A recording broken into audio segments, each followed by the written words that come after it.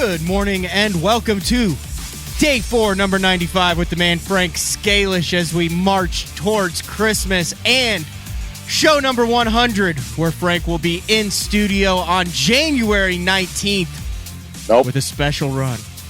I thought it was the 26th. Did we change it to the 26th? Yes. Oh, yeah, we did. See? God, Lord. I got the number right on the show, and then I got the date wrong. Eventually, I'll have a solid opening. I didn't startle you in the opening this week, though. No, because I am under the weather. I've been sick since Thanksgiving. Have ruled out COVID, have ruled out the flu, have ruled out strep, have ruled out mono. Everything. I tested for everything. I don't have anything. So apparently my illness is, like my outboard. There's a problem. Nobody knows what it is, though. But you went and picked up the vessel.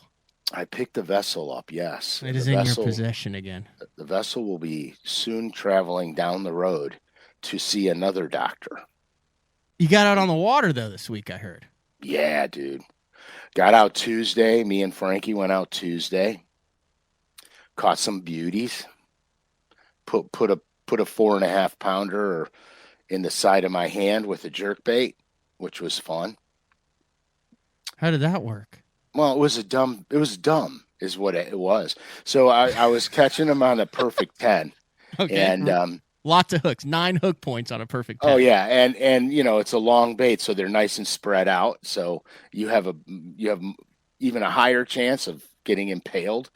And I hook up the first fish of the morning. I hook up, and I told Frankie, I said, dude, get a little video clip so I could post it on Instagram. He's like, yeah, cool. So I said, look out, I'm going to get in. We were in my aluminum boat, so it's only 14 feet long, and I have to get into the little hole in the boat so I could belly land a fish. Right. Because I can't do it from on top in that boat. And I go, look out, I got to get in the hole of the boat. And he's like, no, just get him from there. And he's, got his camera going. And the fish starts to flail around. And I grab the line, not hard, just, hook the line with my hand to steer the fish. To guide him in my direction. And he starts, he's doing all this crap with that 5-inch, gaffs hanging out of his mouth. Mm-hmm. And so I'm being real careful because what I want to do is I want to snatch him by the jaw as hard as I can hold him. And then he can't put the hooks in me. And then you can do the bling drip where, yeah, there it is. Look at that beauty. Right. 100%, splashing water, the whole 9 yards. Anyway, didn't work out so well. I went down to grab him and he did another head shake and he put the hooks in my thumb. And he started twisting and rolling, and he came off the lure. And then, of course, I didn't come off the bait. So that was it. That was the first fish of the morning. So now I'm casting, and my reel's getting all covered in blood. My line's getting all covered in blood. So I'm like, well, I got to stop the bleeding because everything is getting gnarly here. So, and then went out to proceed to catch some, which was fun. Yeah, here's the problem though. I think you maybe gave up where you caught him, Frank, based on the background. Because if I go to the, everyone knows you can look at the background and figure it out, and you might have given up a little bit of too much information. There's your Instagram. Look at that, the professional blackout behind the largemouth. I got a kick out of it. Well, because they got, our lakes are very small. And so there's some keen observers out there. So Frankie actually did that on his phone and then sent it to me because my Android does not have, I caught him in the dark room. Good lighting. So that was Frankie getting a little bit of the hide the background. Yes, 100%. 100%. All right. There's also maybe a clue as to what we're getting into a little bit on today's Day 4. If you have been following Frank Scalish's Instagram and Clay Scalish_fishing for those that don't yet. Clay jumped the shark. I think he said earlier, Frank's been posting some Mona Lisas. Those old Rebel craw cranks look nuts. Well, I am pleased to announce that you have those said Rebel Craw crankbaits in your possession today, and you're going to show them off. Yeah, and I'm going to show you my 4 favorite colors in the Rebel Craw, because I, unlike a lot of people, still fish them today. But we'll get into that. Let's just bloviate for a minute. Why did people stop fishing that thing? That was my question before. Like, I think we all started. Was it okay? I don't know. I'll be honest. Maybe because they're kind of hard to fish. They seem to run great on a spinning rod and creek and stuff. But back in the day when I got them, I remember it wasn't all 100. You'd get that one that would run like up on its side. You know what I mean? Like the old ones sometimes. Yeah, but now they're pretty dialed in, right? I mean, you can cast and crank them, and they grind on the bottom. Yeah, dude, I throw them. I've thrown them on my baitcaster my entire life. Okay, so why are they out of favor in tournaments? I don't know. I honestly don't know. The bait here. Look, the bait has, and we'll circle back to them then. But that, I mean, that's legit. You want to? We'll circle back. No. That's a legit question. Well, because new stuff comes out. So here, let's talk about this, because that's for real. So the Rebel Craw, and remember the Deep Wee are? 100%. Yeah, those are still very sought after. Right, and they don't make them. They discontinued them a long, long time ago. And the original Deep Wee are was a money bait for me. And so that's why I started throwing the Deep Wee Craw, because those two baits combined, I caught so many bass on them in my early days in the tournament trails that they were never not with me. And so what happened is the Deep Wee are had a little tighter wobble. It hunted in the rocks really good. And the Deep Wee Craw has a wide wobble to it, and it roots around in the rocks really good. The Deep Wee Craw, the D76 size. Okay, that's this one, the D76 size. The Deep Wee Craw roots in the rocks, and is that this one right here? Yeah, that's that one. Okay. So so D76. Yeah, so in other words, and that color there is one of my favorites. It's an olive bone and orange, but I don't know what they named it. I'll show you my favorites.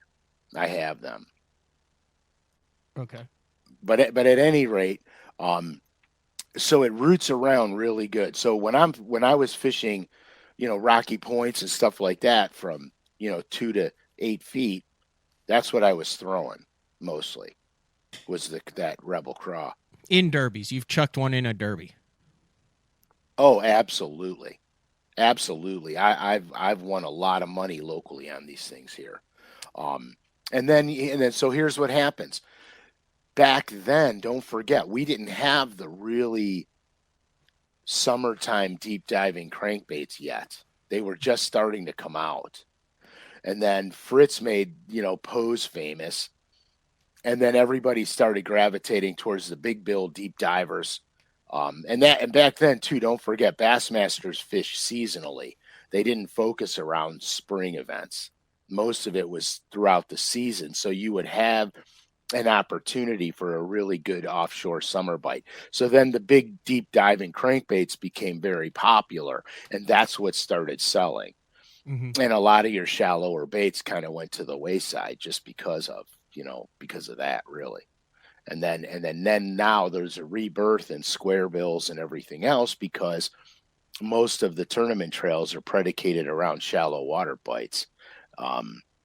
With the exception of some of the smallmouth events, they're predicated around the shallow water bites. So the square bills get more popular, chatter baits and that sort of thing. So you can see trends in the lure industry. They follow what the tournament trails are doing. Screw it. Show them now, Uncle Frank. Then we'll circle back to what else we got going on. Show them now. Okay. We're in it. We're already in it. We can't stop the momentum. That's what the people came to see. Okay, so here's what I'm going to do. I'm going to show you my favorite old school colors that I throw to this day. This is brown, bone, and orange. These are all available production colors. Yeah, these are production colors. That's the standard one. When I went up to Canada with my parents from the time I was 8 until I was 15, I would get the Rapala, G11s, G13s, the Big O's, and that bait right there. That exact bait. And I'd get like correct. 5 of them. That's 100% correct. This was the brown bone and orange is money, and then the olive bone and orange. These are my 2 top. Whoop, where the hell did it go? These are my 2 tops. Okay, top favorites. And then, of course, you can never, ever, ever, ever not have the hot pattern, which is basically brown chartreuse and orange.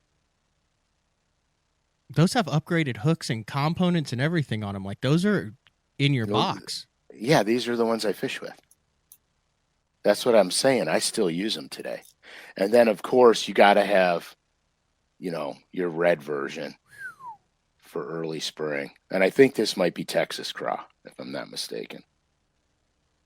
But yeah, these are like, when I tell you I still fish them, it's not BS. I mean, here, look, these are my spares that I just pulled out of the boat. How do you have those organized? That's a little sneaky deal that you got right there. Yeah, I put them in these little bags, and then I have them. They hold. Are those just like Amazon bags, or what kind of bags are those? Hell, you put your weed in there. I don't know what kind of bags these are. Well, I mean, for the iTunes listeners, they're like little miniature plastic bags, but they fit 3 crankbaits perfectly. Right, they're without hooks. Yeah, in fact, I'll tell you. Okay, since we're doing this, we're going to go deep dive. We're going to go dimensional. So the bag is actually 3 inches by 5. It's 3 by 5. 3 by 4. My bad. And it holds 3. It holds 3 deep wee craws side by side with no hooks, and this is how I store them. Oh, they're available everywhere if you just type in 3 by 5. Oh yeah, here's 100 of them on Amazon for $5. Yeah, they're nothing, dude. So this is how I store them. I really would have put this up, but I shouldn't. But I'm doing it. It said the deep weedar. It's the deep weedar.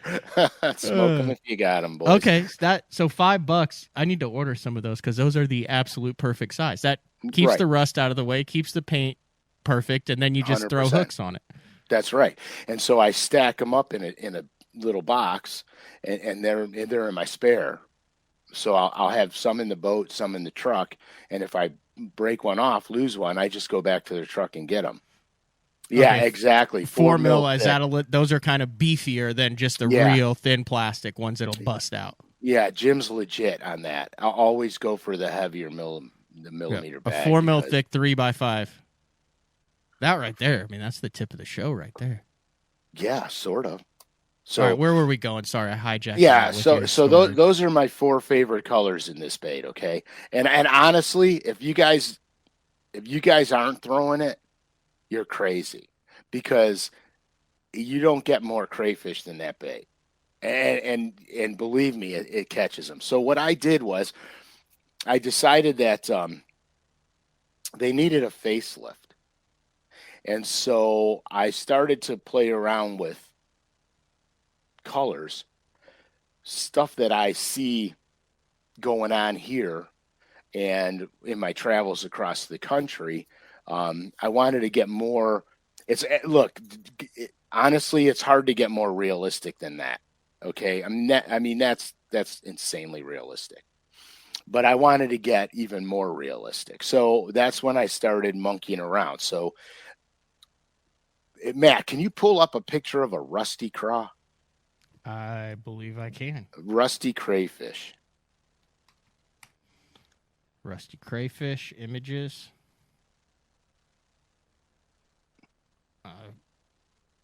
They'll have one. It'll be. No, I feel like this is a pretty good representation. Clean. It'll be clean. It'll be real clean. It won't be too obscure. Hold on a second. I got to go back to this. Because I'm going to show you. There's a method to my madness. This. How's that? Okay, that's good. They have one in the water too, which brings out a little bit more of the blue in the crayfish. Well, we can go find one in the water. It'll be spread out in the water, a semi-top view, I think. Okay, keep talking about it then. Okay, so here's the method to the madness. All right, I was getting a little goofy because when I make my jig skirts and stuff, I look at actual photography of these animals in the water, and then I make my jig skirts to look like they look in the water. And so I said, why don't I just do that with the Rebel Craw and make them actually look like the animal they really are? Because then their representation, okay, that's brown because of the rocks, but okay, anyway. We'll keep working on it. We got time. Yeah, so anyway, so that's what I do, okay? So I said the crayfish bait will be a really good bait to do that on, because I can get really detailed and I can make it look exactly how they look for real. And then it doesn't matter what water conditions you're throwing them in, because they'll be represented. Like that last picture Matt showed, the thing looked brownish because of the stones on the bottom. Okay, that's a good, perfect picture. In fact, that's the picture that I use. That's my model. All right, so take a gander at that, and now I'll show you the bait. That's called the rusty craw. All right. That's a very common crayfish. In fact, now it's becoming an invasive species in a lot of areas. So what I did was I painted the rusty craw. Oh, geez. You follow? Yeah, you can do that. One more click and we're on. Did your light just go down or something? Yeah, there we go. That's uncanny. Right? Yeah. And so that's this bait right here. That's impressive. So then I said, okay, well, let's do a common craw. Okay. Common craw is basically you'll find in a lot of streams. They're near shore crayfish in lakes and reservoirs. It's a brown bait. It's a brown animal. It's tan and brown, kind of bony, but not too much bone in it. Real pale. It's a muted crawdad, but it has marbling and mottling to it. So that is the common craw.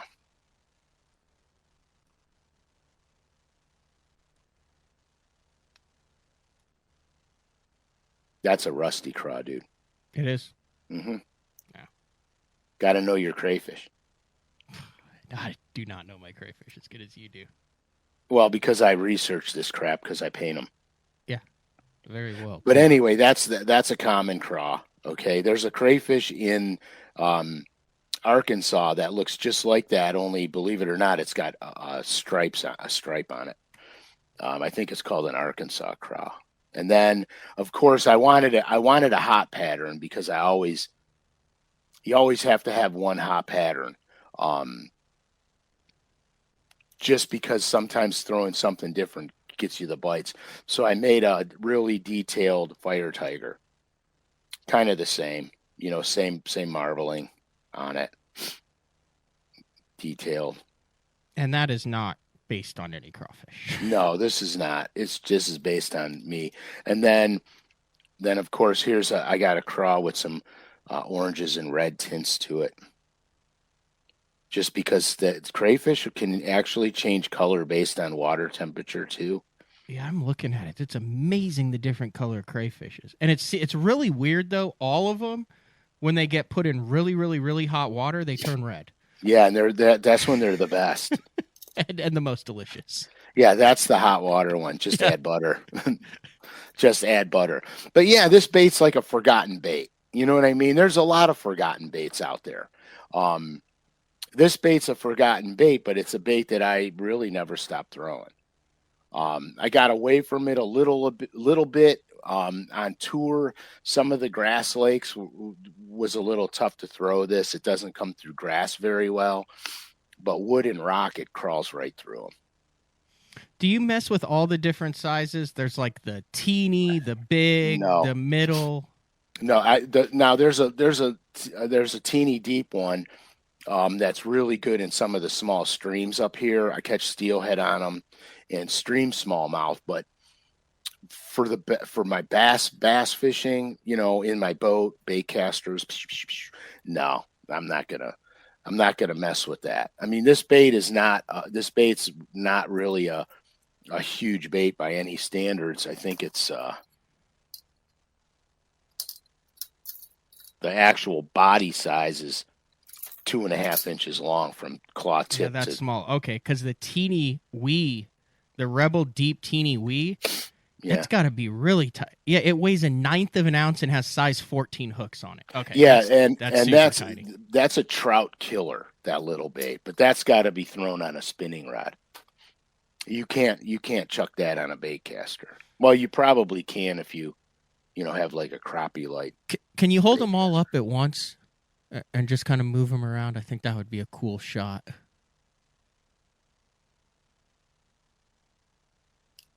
Oh, and then you have it, and then on your tag is that in case these go further than just the lab, the Scalish lab. Yeah, oh yeah, they're gonna. That's how you paint it. Those tags are how you paint it, right? Like you can look at that tag and then copy that paint job. No, you can look at the tag and know what my color name is, and then you'll have to look at my formula to see. That's so cool. Well done. But yeah, so what I would do is I would paint it, I tag it, label it when I finished it, what bait it is, and then I have a formula that I write out the colors I mixed in order of how I laid them down, everything. So it's like a paint by numbers. If you tie flies, it's like a fly tying formula.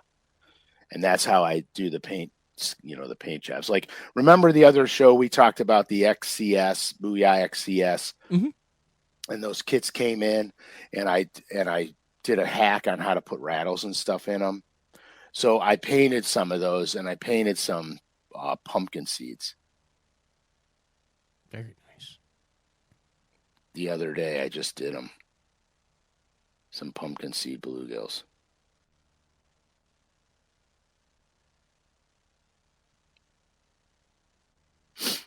And that's pretty much that, man. Will you just go ahead and run through the hardware that you're going to upgrade it with? Like I said, I noticed there were some new hooks on there, and then the line, and what you're typically going to fish that Rebel Deep. Yeah, I used to put, believe it or not, number 4 Gamakatsu round bends on them back in the day, until Gamakatsu came out with the number 5. The number 5 runs much better on this bait. So I went to the number 5 Gamakatsu treble, and that's really the upgrade that I make. The speed clip I always throw the speed clip on it. You have to be careful with these baits tuning them. I'm going to show you something here if I can get it in there. Yeah, it looks great. Okay, right there. Can you see that right there? Oops. Whoa. Where am I going? They're like a little it's like a little hook right in here. Yep. So the line, the eye of this thing, it's sensitive to tuning. If you crack it, it won't tune. So when you put the pliers on it, and you're going to tune it, and you put your pliers directly over it, what I do is I don't move the pliers. I hold the pliers still and I move the bait a little bit. This way I'm not over tuning it with the pliers, because anytime you over tune a crankbait of any brand crankbait, you have to over tune it to come back. And so what happens, the more you start doing that, the looser that line tie gets, and then the crankbait starts to have running issues, no matter whose it is. So I always am very delicate on the tuning process. Now, some crankbaits, like a fat-free 7, for example, has a massive line tie on it, and it's embedded very deep into the bill, and it has a concave cup in front of it. That one requires some pressure to tune. So my fat-free 6s and 7s, they require tuning pressure. My Normans require almost no tuning pressure because most of it's above the bill, and you can actually tune a Norman with your thumb. I used to tune them with my teeth like that, but I don't recommend it because I've chipped my teeth before. But it's a very sensitive tune bait, so you don't need a lot. And it's the same thing with the Rebel Craw. You don't need a lot to tune this bait, and so do it very little bits at a time. Once you get it tracking, it's tracking. But if you overdo it and you have to come all the way back, you're going to have issues. Like the Perfect 10 Rogues, I tune with my thumb. I don't use pliers on those either. Because if you over tune them, the more you bend, it's a piece of metal, guys. The more you start working it, the weaker it gets and the softer it gets. So you want to be cognizant of this when you tune crankbaits. Be delicate. Don't be, in a big hurry and. Just to explain what tuning is, exactly like what tuning is. So I know that there's probably a bunch of guys out there who know it, but there's also some nuances and subtleties that I don't think in 95 shows you hear the term tuning a crankbait, but just break that down. I'm going to break it down, and I'm going to do some quick illustrations too. Okay, so here's what we got. Oh, I got white paper. Sweet. So here's what we got. Crankbait runs. You cast it out. You point the rod tip straight at the bait. A lot of guys pull them sideways. Yeah, you're not getting accurate. Cast it out about 15 feet in front of you. Point the rod tip straight at the bait and reel it in. And you'll see the bait. It'll be running and it'll run straight to you, or it'll run and it'll start kicking off to one side or kicking off to the other side. So whatever side the bait's kicking off to, you take your pliers, and here, I'm going to do this. This is going to be crazy because it's probably going to be a piece of crap illustration. I don't think you're capable of drawing something that looks like a piece of crap. Oh, yeah. Don't trust me. This is going to be a piece of crap. You're starting at a base that is so much further advanced in the drawing spectrum than 95% of the general public. Oh, yeah. And this is not just the Rebel Craw. This is for all. This is for all crankbaits. We've talked about it. Have we done a tuning show? I don't think we've done a tuning show. No, we have not. We have not. But we talk about it a lot. We talk about it a lot. Because, when you catch one, when you bang it off of the rocks, when you do something, the bait gets out of tune. So it's important to know what exactly it is when it is perfect, what it is when it is out of whack, and how to fix it so it is perfect again. And all baits do this. Every single bait gets out of tune. Right. So here's what I got. Okay. When you tune a bait, I cast it out straight in front of me, point the rod directly at it, and I reel it in. If it comes straight up to the rod tip, golden. If it's kicking off to one side or kicking off to the other side, I hold the bait like this. So this is important. I hold the bait like that. I put my pliers on the bait like this. Okay? That's how I'm holding it. The bill, I'm perpendicular, pliers perpendicular. You're not twisting, and you're just going to take, and if the bait's running one way, you go the opposite way, and you take your pliers opposite way. I put them on the thing, on the bait, and then I move the bait the opposite way it's running. So if it's kicking out, if it's kicking out that way, we tune it that way. Opposite way it's running, not twisting, perpendicular, like that. So that's what it's going to be. So if your bait's running, let's say it's running that way, then you want to do the line tie that way. And just a little smidge. Now, like I said, you have to pay attention. You literally just drew that? Yeah. You have to pay attention to the type of line tie. So here, I have a couple here, believe it or not, by accident. totally by accident. I have a Norman crankbait, a deep little end. Now you see, let me get this split and ring. It's not that I'm not paying attention. We do have breaking news on another front, and I'm trying to get it so we can show the day 4 listener. So just keep rolling. Okay, so you see how the line tie is above the bill, and it's a thin metal line tie, right? It's not fat. So then if you look at the Norman XCS, you have a countersunk. You see it's countersunk into the bill, and it's got a deep cavity for the line tie. This bait here requires a little more pressure to tune, because you can see I'm holding it up and you can barely see the line tie above the bill. Okay. Now the other thing here, I have a Bomber Next Gen right here, so I'm going to pop it open. Now the Bomber has a heavy duty line tie on it, so you'll be able to apply a little bit more pressure. See how fat that line tie is? Yep. So you'll be able to apply a little bit more pressure to the bait when you're tuning it. So you have to pay attention to what type of line tie that it is. Remember, the deeper it goes into the bill, the fatter the bill, the deeper that is, the fatter the line tie is. It requires a little more pressure to tune it. The thinner it is, like on an XCS, it's right in the front, right here, real thin. This bait, you put the pliers in this way, like that, and you tune it this way. Okay, so that's kind of the things you want to pay attention to when you look at the Rebel Craw. It's got a thin line tie, but it also doesn't go very deep in the bill. So you have to be careful with that. And so that's what you have to look at. And every crankbait is different. So, but once you get the hang of it, you could tune anything. It's not hard to tune a bait. You just don't want to overdo it. You do little mini adjustments at a time. The more aggressive you are with it, the less likely it's going to stay tuned. Hold up that illustration again, just to exactly where the pliers are supposed to be on the bait.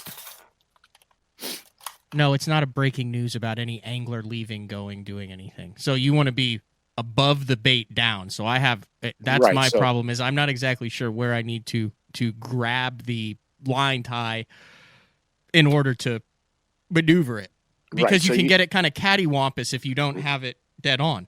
Right. So you want to be perpendicular to the bill. Okay. Straight up and down. And a lot of times I move the bait, not the pliers. It just depends about the line tie. Like on a fat-free 7, I'm moving the pliers because you aren't going to tune it moving the bait. So I'm holding the bait solid and I'm moving the pliers. On some of the baits that don't have fat line ties, like a Norman, you barely have to touch it to tune a Norman. You barely have to touch them, except for the XCS, which I already explained. It has a recessed, fatter line tie, deeper in the bill kind of thing. And so and remember that you never twist. You never ever twist. It's always this way. Roll, not it's twist. Never twist the line tie. It's always perpendicular down to the line tie, and then it's this way, not this way. You do that, the bait will never run ever again. Throw it in the garbage because you screwed it up bigger than life. I've messed up some good ones. Oh, dude, Poes were notorious for that. The original Poes had a real thin line tie, real shallow in the bill, kind of went up and up it like that, and it would get loose with the slightest of tuning, over tuning it would get loose. I've trashed so many Poes back in the day doing that, which is probably why they changed that a little bit. They changed that up on themselves. Right, you ready to see this? This is a first look. I think I can show it. I'm going to show it. Show it. It can't, like I told you before the show, there's a chance we might get the final proof, and it's not available yet. I can show it, right? Even though it's not. Yeah, why not, man? Yeah, I'm showing you stuff I'm not supposed to show you. Bad news. She was unable to find the quarter zip hoodie that you requested. She's fired. Well, that hoodie, Frank, that you sent me is 19 years old. I know, dude. I got that. I got that hoodie in the first classic I ever made. I got that hoodie, and I have it to this very day. That's how important that hoodie is to me. But I wear it all the time. All the piping's all ratty. You know. All right, you ready for this? Yeah, fire it up. You haven't seen it. No, I have not.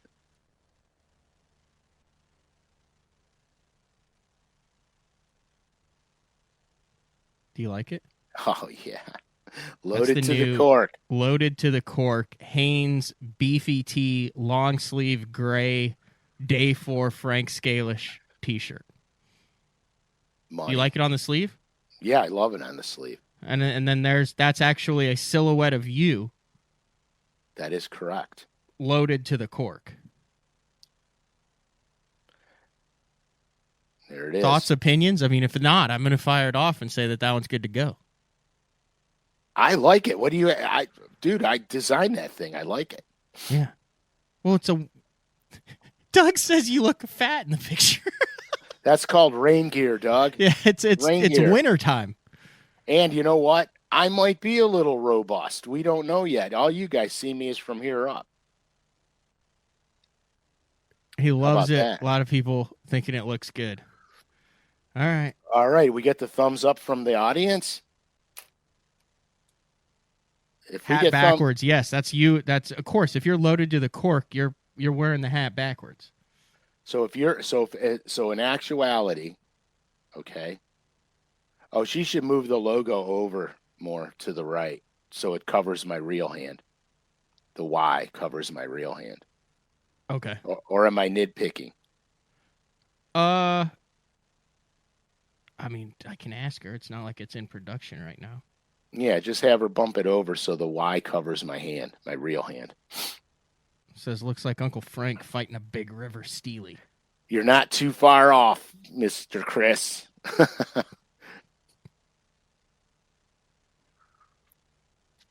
Looks good. All right. All right, we're getting thumbs up, guys.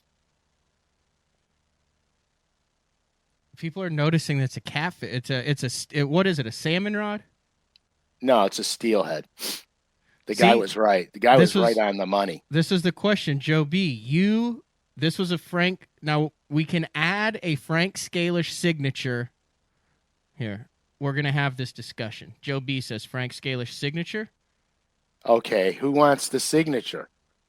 Okay, so Frank did not want the signature on the shirt. He said, why would you wear a T-shirt with another man's signature on it? And I said, because it's day 4 with Frank Scalish. That's why. Okay, so if I'm all wet, tell me, because we didn't approve this yet. So we could put right here. Let's zoom it in more. Like I said, this is proof, but right in that area, we could just have the Frank Scalish signature underneath it. We can make it small and squeeze it in between the A and the Y. Yeah. It's up to you guys. We got to get some, come on, we need some response here. We got to get some feedback. Okay, we got yes for a signature.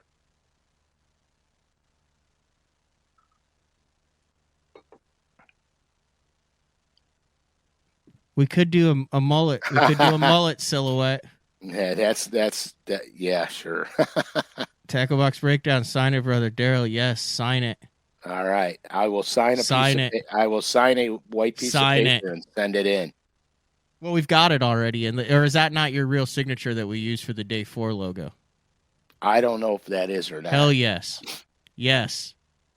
There's not a single no. Okay, we're doing it. We're doing it.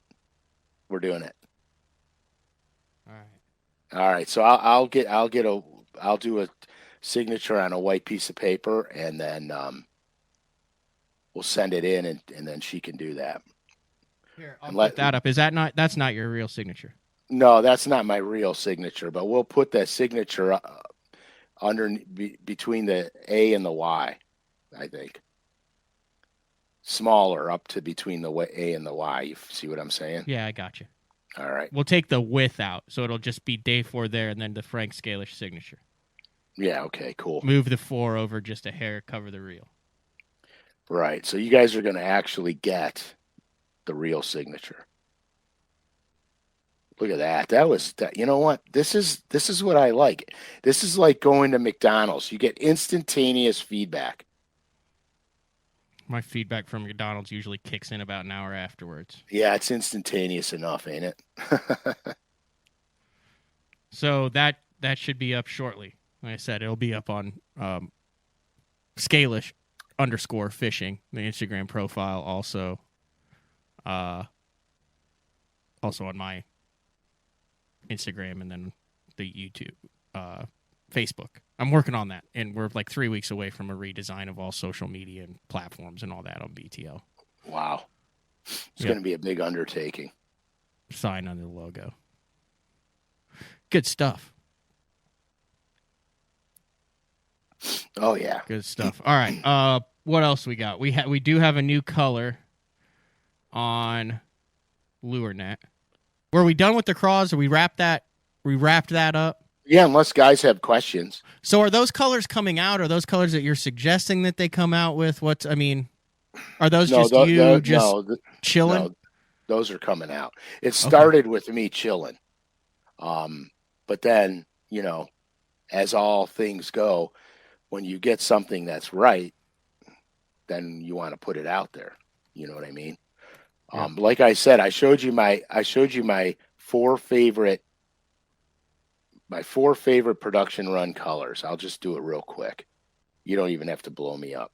So there's brown, chartreuse, and orange. Brown, bone, and orange. And this is one of my all-time favorites, olive, bone, and orange.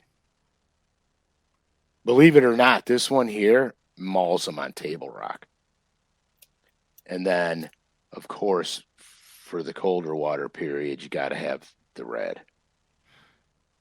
And what model number is that again? D76.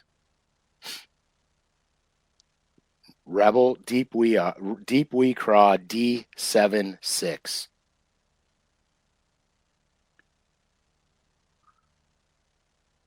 All right. Hold the new colors up. Can you put a piece of paper behind it?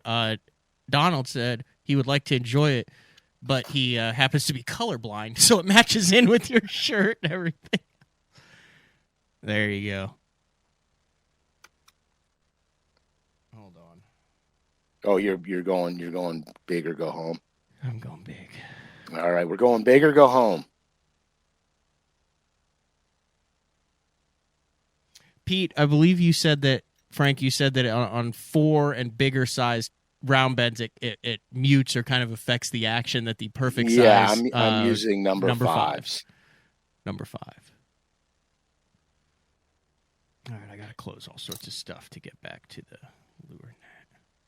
Yeah, I love the number 5 in this bait. They don't hang up. Bait comes through cover good. It runs really good. That's just from experience, But back in the day, we didn't have number 5, so I had to stick with number 4s.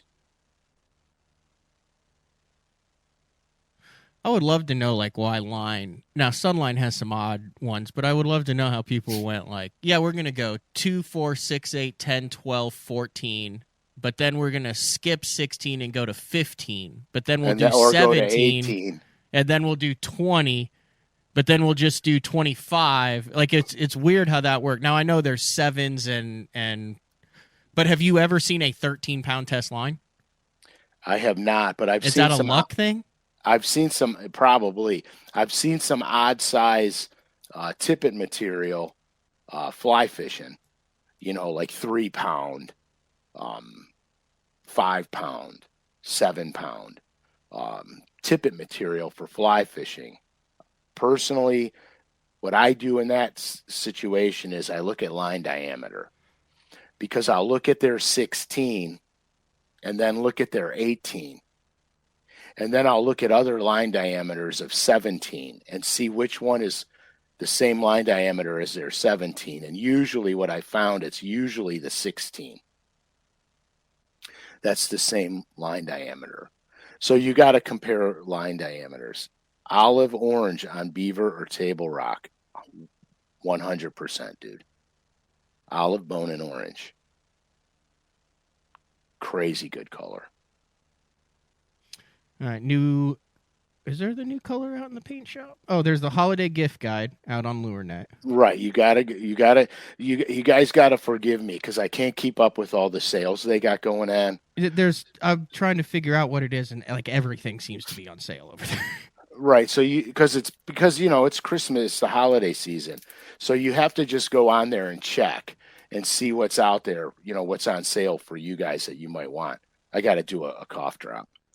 You're doing a heck of a job. Because I won't make it. I hit the mute button every now and then. I sneak mute in there.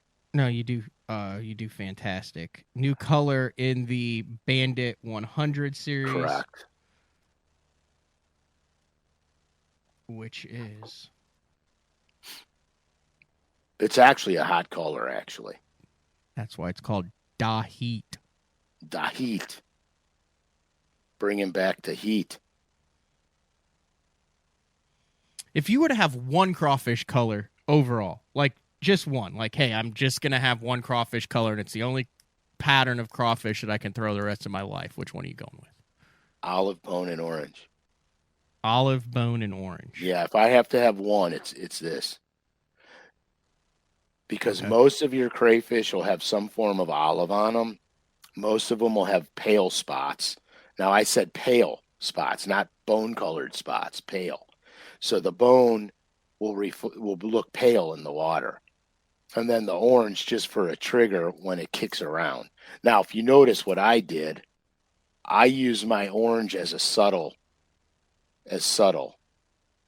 on it. It gets brighter towards the tip of the pinchers, especially on the rusty craw, because the rusty craw actually has orange tip pinchers with a black band around them. So I really wanted to accentuate that part of it. Because in my opinion, there's small little triggers that a fish will recognize. And so I try to keep it as natural as I can. Even though sometimes I highlight, the oranges, like even in the natural craw. Okay. I took it from a bone color and started blending some of the oranges up the claw to the pinchers. How does that float? Is that a slow floating or a fast floating bait? Can you add dot to like storm suspend dots and stuff on it? There's a little cup in the bill right here. Uh-huh. Back in the day, I'll just show you because I have my tournament baits. Back in the day, what I would do is I would mash a split shot in there. And it wouldn't affect the action. And then glue it. Well, if you go too heavy of a split shot, it will. So it's trial and error, but you see I got it in there. Okay.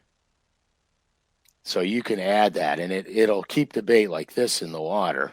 Ah. But so when it digs down into the rocks, yeah, it'll be a slower rise. But here, let me tell you something too. There's times when you don't want that. Because when the thing plows into something, if it gets stuck and you snap your rod tip, it'll back up. It'll float backwards. If you have too much weight in it, it won't float backwards. It'll just stay in there. So you got to be, like if I'm fishing wood, I'm generally not going to put the weight in it. So if you're fishing wood, you want it more buoyant. So it has big deflection and a lot of buoyancy around the branches. And if I'm fishing big, giant boulders too, I don't want the weight in it. If I'm fishing pea gravel, baseball size, softball size stuff, let her rip because it is not going to hang up in that stuff. That's good stuff. Can you answer me why hair or feather trebles are rarely, if ever, used in the crankbait world? And I feel like a very small orange, red, whatever tipped feather treble or some sort of hair treble would really make it look like those pinchers as that thing is crawling around down there. Why is that not ever caught on? Well, because if you notice, anytime you put something on the last treble hook of a crankbait, it starts to not run properly. because your pivot point on a crankbait is the center hook. So the bait's basically pivoting around the center hook. So anything you put on this hook will change things. Oh, I was unaware of that. So here, look at a lot of the crankbaits now. They put spinner blades on them. It's always on the center hook because this is where the bait's pivoting.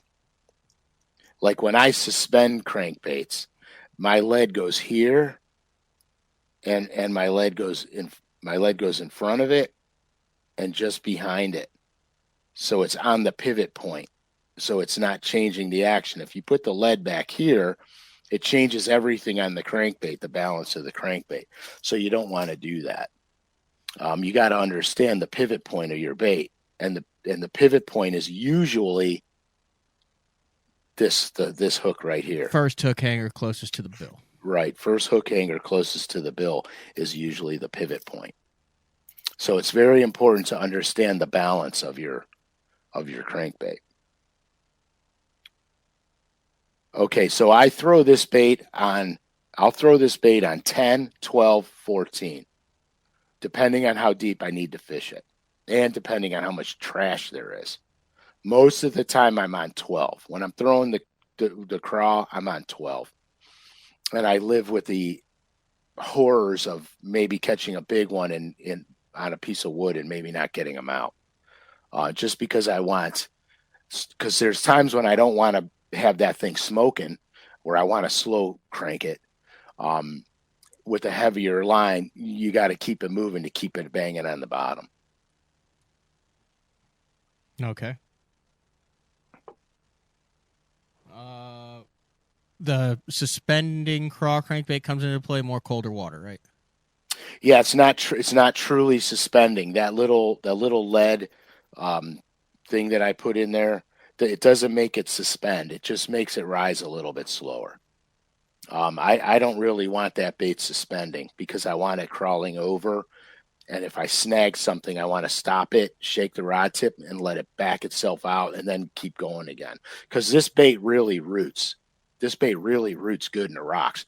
And it's got a wide wobble. Real wide wobble. So when you slow roll it, the thing's just doom, doom, doom, doom, doom. You know what I mean? It's really got a really good action to it. Unrelated, but kind of related, because you're cranking with it. We give the people what they want, though. Rebel would like to know if you still have a Powell rod code. Yeah, Uncle Frank, all caps, 20% off. One word. Can you get blanks of those crawfish baits? Working on it, boys and girls. We're working on it.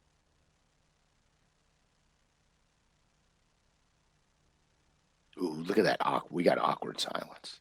No, I'm reading. Academic Mailbox said, listening to KVD on Bass U, Kevin talked about crawfish imitating crankbaits getting taken on the descent. I'm assuming biting as they're reeling it down with the wobble action to the fall. As it's falling. It's really cool. Means that's after the deflection and the bait corrects itself and starts to go back down. If you've ever seen crayfish underwater, they scoot along the bottom, but when they hit something, they change direction all the time. It's really kind of cool. Go to one of your local streams and start turning over rocks. And when you see them, roust them out of there and watch them scoot across that. Sometimes they go real high to the surface and then go back down. Sometimes they stop kicking and they fall down like that, like a shrimp or something in salt water. I don't know what this means. Did Frank only use what was in the kit to paint that square bill the other day, or use some of his tools? I mean, it doesn't come with any paint or anything like that. No, the kits don't come with paint.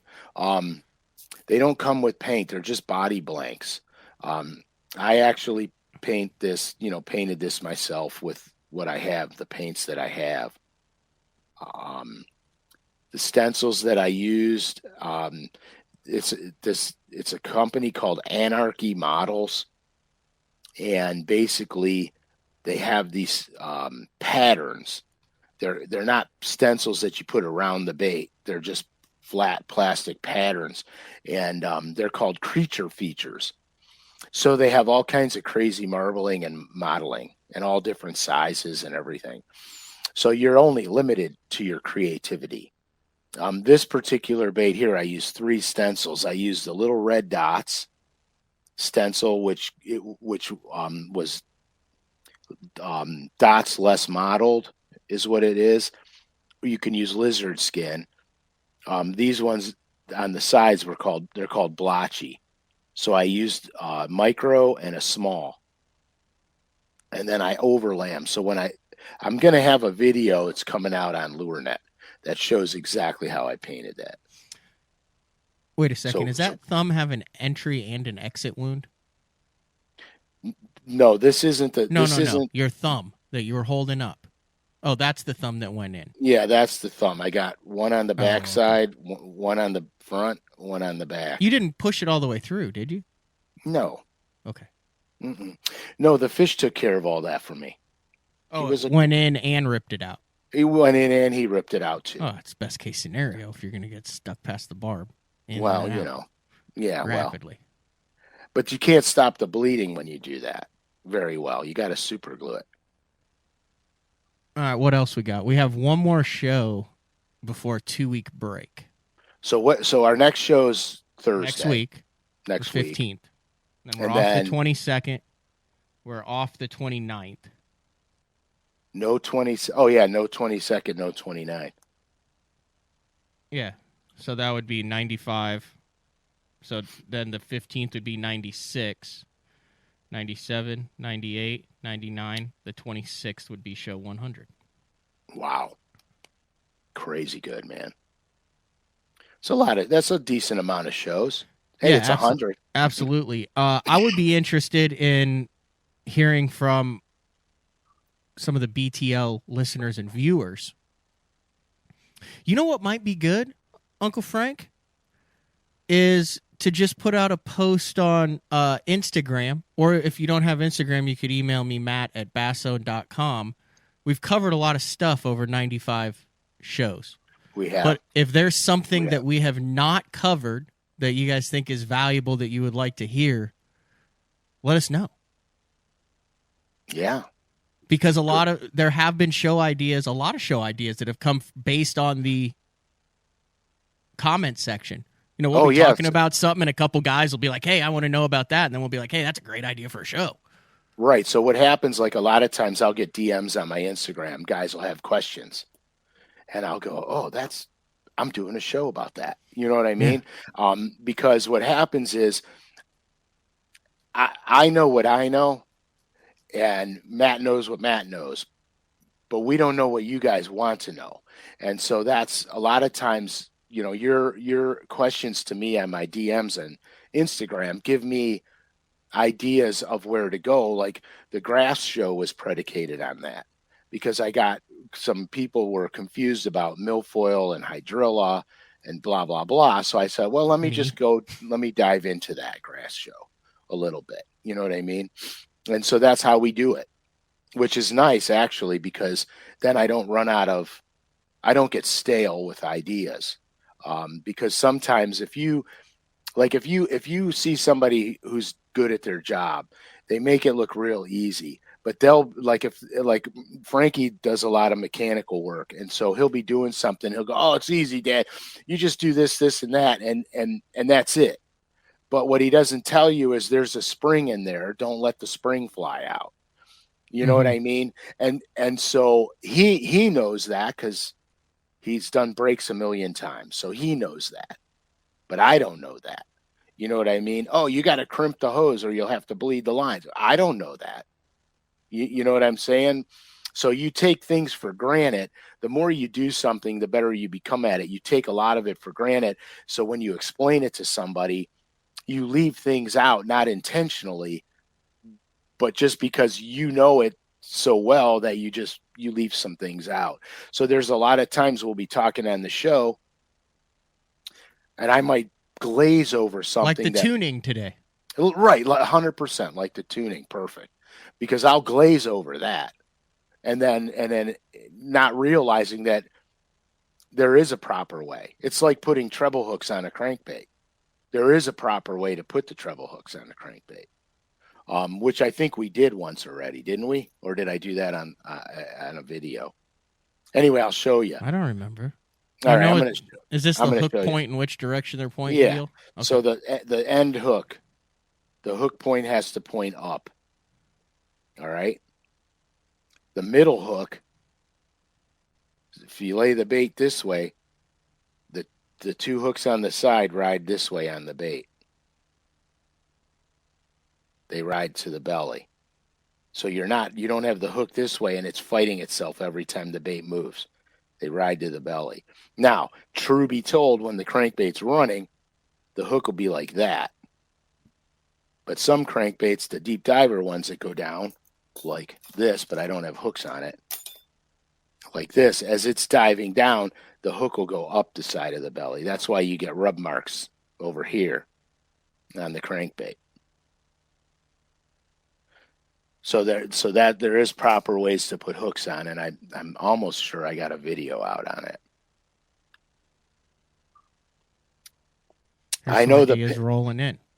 Okay. Seasonal breakdown of smallmouth on Western Lake Erie. That's awful specific there. Is that your bread and butter, Uncle Frank? Yeah, but I can do that. I mean, that's not difficult to do. We have done plastics colors. Maybe we'll revisit that. New craw bug colors and sizes. Let's do it. We're doing it. Lives in Orlando, Florida. He'd like to learn more about fishing dirty water, and do you fish jigs in shallow water in Florida? Yeah, actually I do. Florida's a tricky animal because you have to define dirty in Florida. So here's the deal, what I found. If the water becomes turbulent, let's say you have a wind episode, and it looks cloudy and dirty. Mm-hmm. If it's sand, that's all up to, if it's sand particulate matter that's in the water, you might as well bail and go look for clean water, because no bass is going to be comfortable breathing all that sand through their gills. No Florida bass. So when I'm fishing in Florida, if it's dirty water, different. If it's that sand, which most of the time it is sand, I look for clear water.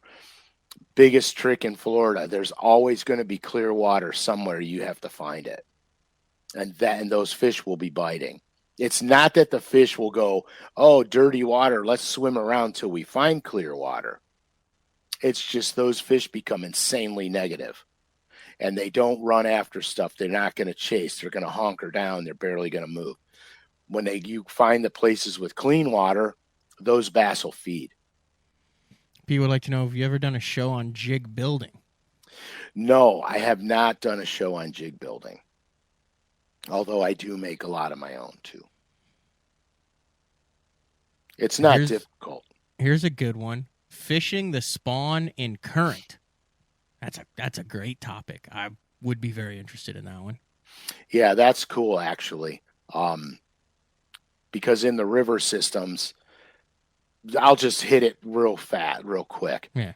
They're going to spawn where there's a current break, because they don't want the eggs to be washed away. They'll be spawning where there's a current break. Sometimes it's behind a boulder. It's always going to be behind something in the main current, or they're going to get off the main current.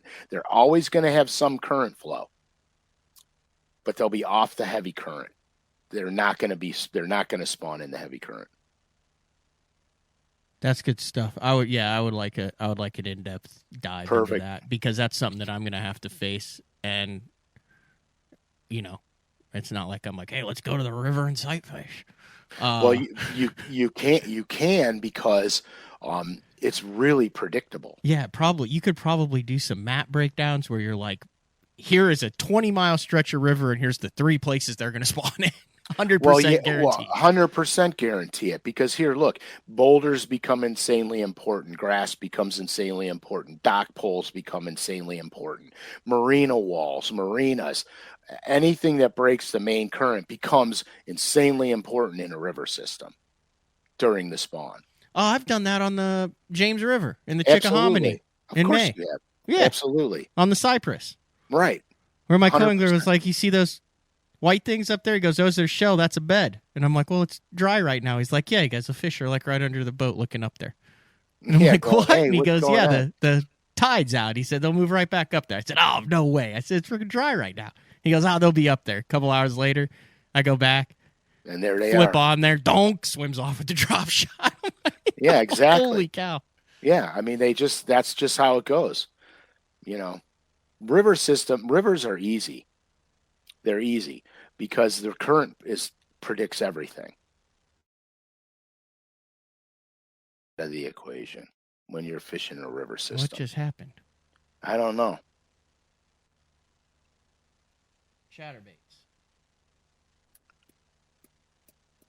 Chatterbaits. Bladed jigs. The new spinner bait. Yeah, have you done a full on bladed? You've done a bladed jig episode? No. No. Mm-mm. You don't sound thrilled to do a bladed jig episode, Uncle Frank. In all honesty, I catch a lot of fish on them, but don't throw them often. When I pick them up, it's because I'm catching them on it. And I've learned a lot of things about it. And I'm going to make people mad at me. What I like the bladed jigs that are I'm just going there. We're doing it. All right. It's overtime. Overtime with Uncle Frank. Yeah. Okay. We're now at 6 in. So you're free to. All right. So we're going to just touch on this and then we could touch on it in more detail at a later date. I like bladed jigs where the blade is connected to the jig eye.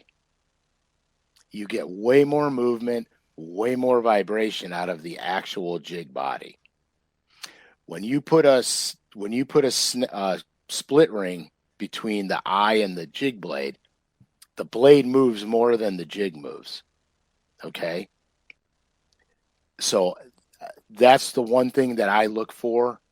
And I don't want a super massive long hook in them either. I like more of a compact hook size because then I can make that thing as big or small as I want it. And that's pretty much what I look for. I do throw a lot of chatterbait style stuff with swim baits on it and no skirts. So I do a lot of that, especially in spotted bass waters. But that's about it. I mean, we can get in detail, braid versus fluoro versus mono. I'm 50-50 on braid versus fluoro. I go half and half. I had a great day on braid. Actually fishing. I started out blowing it through grass, which was good for the braid because it snaps through the grass like effortlessly. But I found that I was bringing it through wood equally as effortless, except if I got a little overzealous with the braid, I would bury it up in the wood all the time. Because sometimes the braid will hit that wood and start making a groove in the wood. Softer wood, willows and stuff like that. Where the fluoro was a little bit better, bigger line diameter, didn't cut the wood as much. So there's little things, here and there on that. Tidal rivers, another topic. Oh, Hudson River's cooler than crap. That's all. Dude. I'm not, because we're overtime, so I'm just going to let her rip. But the Hudson River's tide fluctuation is way greater than what you've experienced on the James or on the Potomac. It's like you could be in a backwater on the upper Hudson. And if you're not paying attention, you're going to be in that backwater till the tide comes back because you can't get out. I'm not 100% sure, but isn't it like a 4.5 foot tide up there? I could be wrong, but it's a big tide. It's huge. Yeah, it's a big swing. And dude, the smallmouth fishing up there was, oh my God. It's fun. Predictable and action-packed. Oh, it was so much fun. It was so much fun. And I went so far up that river, dude. It was like kayak water. Do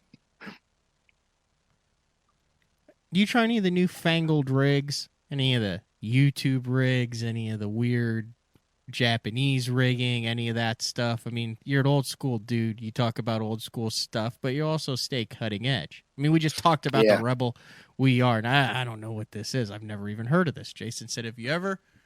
What is the bean rig? I have no clue. I don't know what the bean rig is. I don't know. Something you experience after taco night. I don't know what the bean rig is. Here's the thing out. The black bean rig, is it the next big thing? You know, I mean, I experiment with stuff all the time, but I always go back to the best ways that I catch them. If that makes any sense to you. There's a time and a place for everything. Like here, look, okay, forward facing sonar. I don't have it. My son has it. Frankie has it. So when I fish with him, it's a forward facing sonar day because he can't keep his eyes off of it. All right. So I'm learning a lot about bass behavior, basically, with that. And so then, like the other day we were out, I didn't have forward facing sonar on my little boat. But because of what I've seen over time with his, I'm like, oh, these fish, they're not here where they're supposed to be. I bet you they're out here. And then we started catching them. So just because you don't have something doesn't mean you don't learn from it. And that's, you know, that's kind of what I'm always doing. I'm always trying to learn from something. A technique is developed because of a certain reason. Mm-hmm. Understand the reason, and you'll understand, you know, why the fish are doing what they're doing, and then you could find other ways to catch them as well. This is interesting. The bean rig is basically I'll just show it real quick, just so you could get an idea for what it is. So you see the weight right there? Oh yeah. See how so when it falls, instead of that, it's just like it's one of those deals. It's like a more efficient way to, almost kind of like that Tokyo rig that came out a couple years ago. The Tokyo rig. I made a bunch of those when it came out. I made them myself, and I fished them for 2 days, and I'm like, yeah, okay.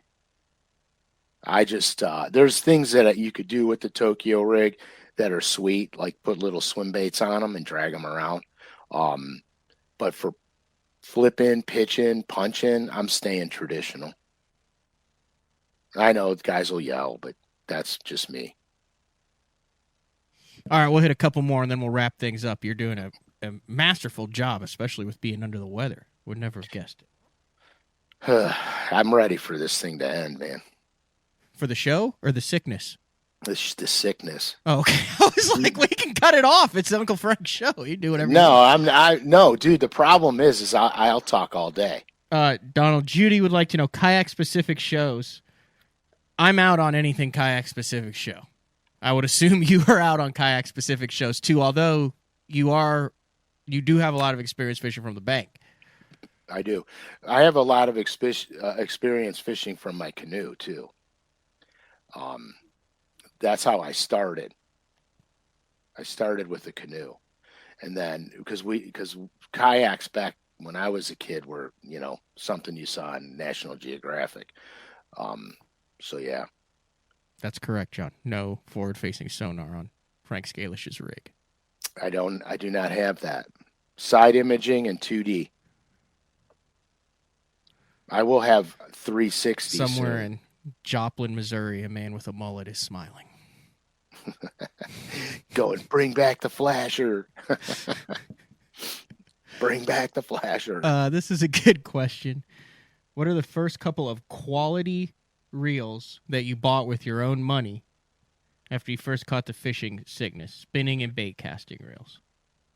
Oh, that's great. Okay, so my first spinning reels, my first spinning reel of quality, my first spinning reel I would have to say was a little Penn ultralight.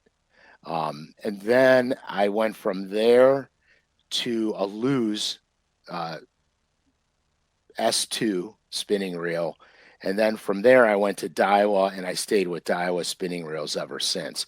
The first bait caster I ever bought for myself was a Ryobi VMAG 4, which I quickly got rid of and went straight to Lew's. And then through Lew's for a lot of my lifetime through Lew's, then switched over to Cronarchs, Shimano Cronarchs CH100s. And now I throw Revo STXs and winches and Lew's cranking reels. That Ryobi VMAG 4 looks like it's like... Dude, it's archaic. It's archaic. What did it have, 4-ball bearings? Yeah, I mean, the only place that it's available at is on eBay. Well, yeah, dude, they haven't made that in decades.